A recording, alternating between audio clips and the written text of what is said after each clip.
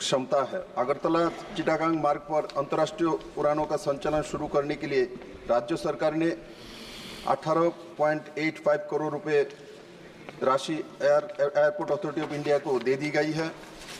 वहाँ instrument landing system और ground lighting सुविधा भी मौजूद है। वित्त मंत्रालय भारत सरकार ने 4/1/2023 को एमबीबी हवाई अड्डा को सीमा शुल्क को चेक पोस्ट घोषित कर दिया है। मैं भारत सरकार के गृह मंत्रालय से इस संबंध में घोषणा की प्रतीक्षा कर रहा हूं। माननीय अध्यक्ष जी, मैंने इस विषय में तत्कालीन माननीय नागर विमान मंत्रालय को लिखा था, जिसके उत्तर में उन्होंने बताया कि इमिग्रेशन चेक पोस्ट का विषय गृह मंत्रालय के संबंधित है। माननीय नागर विमान मंत्री जी से अनुरोध है कि गृह मंत्रालय से बातचीत कर एमबीबी एयरपोर्ट पर इमिग्रेशन चेक पोस्ट अति शीघ्र शुरू करे और इंटरनेशनल एयरपोर्ट घोषित करें। और धन्यवाद अध्यक्ष महोदय। आपके माध्यम से माननीय मंत्री जी से अवगत कराना है कि मेरे संसदीय क्षेत्र फर्रुखाबाद में एक भी कर्मचारी राज्य बीमा निगम द्वारा संचालित चिकित्सालय नहीं है।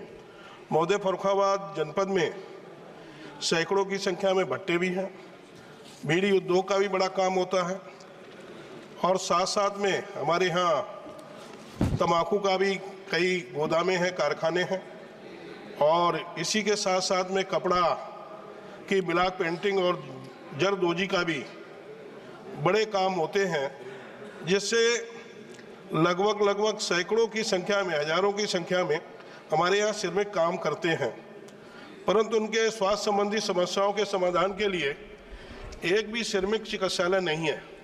महोदय, आपके माध्यम से माननीय श्रम एवं रोजगार मंत्री जी से निवेदन है कि मेरे संसदीय क्षेत्र फर्रुखाबाद में एक श्रमिक चिकित्सालय ESIC अस्पताल की स्थापना कराने की कृपा करें, जिससे कभी दुर्घटनाग्रस्त कोई श्रमिक हो जाता है या स्वास्थ्य में कोई गड़बड़ी होती है, जिससे वो अपना स्वास्थ्य करा के अपने परिवार के साथ अपना जीवन यापन कर सके, अपने परिवार के साथ अपना योगदान कर सके।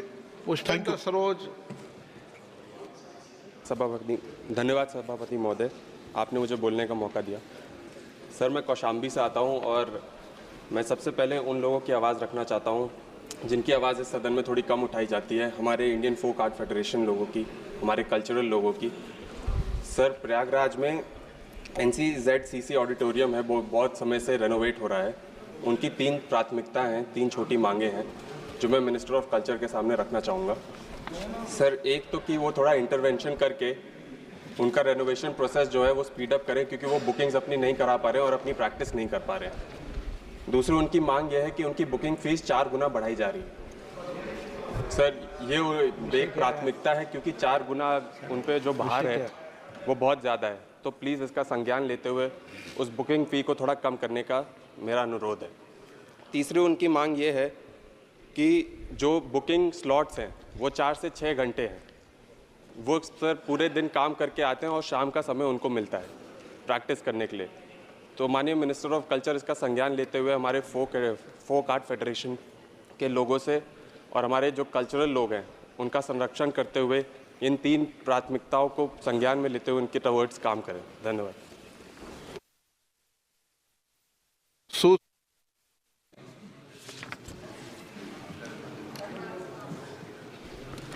धन्यवाद सभापति महोदय, आपने मुझे पहली बार अपनी बात इस सदन में रखने का मौका दिया, इसलिए सबसे पहले मैं अपने क्षेत्र की ऐसी समस्या सदन में रखना चाहूँगी जिसका सरोकार जन जन से है। मेरे संसदीय क्षेत्र कैराना में रेलवे मंत्रालय से संबंधित विभिन्न समस्याएं काफ़ी लंबे वक्त से लंबित हैं। इनका पूरा कराया जाना आम जनता की सुविधा के लिए बहुत आवश्यक है। सबसे पहले पानीपत कैराना मेरठ रेल मार्ग का सर्वे कई बार कराया जा चुका है, लेकिन अभी तक इस रेल मार्ग पर कार्य शुरू नहीं हुआ है। हरियाणा और उत्तर प्रदेश को जोड़ने वाला ये बेहद आवश्यक रेल मार्ग है। इस रेलवे लाइन के बनने से हरियाणा और उत्तर प्रदेश के सीधे जुड़ जाने से क्षेत्र को बहुत लाभ होगा। इसके अलावा शामली से प्रयागराज तक और शामली से वैष्णो देवी तक नई ट्रेनों के चलाने की मांग क्षेत्र के लोग लंबे समय से करते आ रहे हैं। प्रयागराज में उच्च न्यायालय का होना और वैष्णो देवी एक धार्मिक तीर्थ स्थल होने के कारण दोनों स्थानों की कनेक्टिविटी अति आवश्यक है।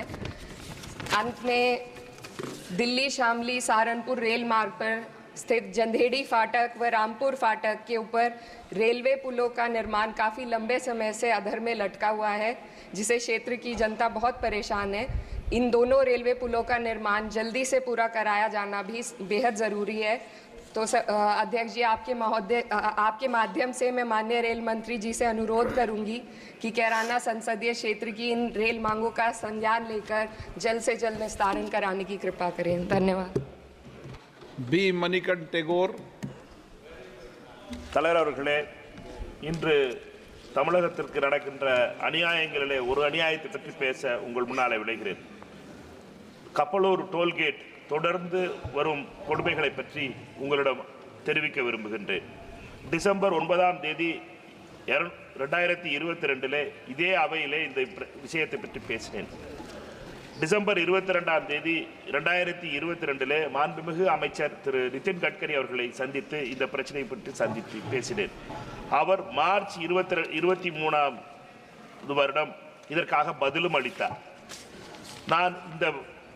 நான் அவரிடம் கேட்டது கப்பலூர் கேட்டை இடம் மாற்ற வேண்டும் என்று. ஆனால் அவர் சொன்ன பதில் புதிய சயின்டிபிக் முறையான வழி தருவோம் என்றார். ஆனால் 15 மாதங்கள் கடந்து விட்டன, இன்னும் அந்த கொடுமைகள் தொடர்கின்றன.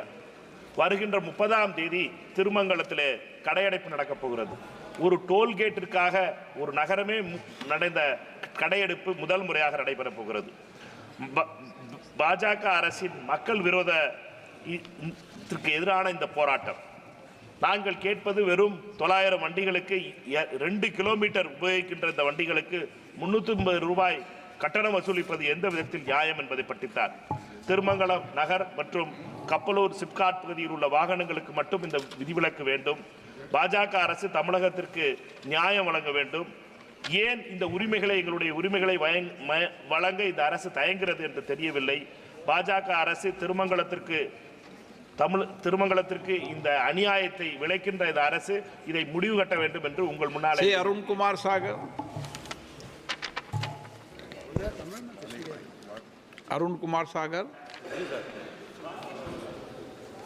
अध्यक्ष महोदय, मैं आपका आभार व्यक्त करना चाहता हूं कि आपने शून्यकाल में मुझे बोलने का अवसर दिया।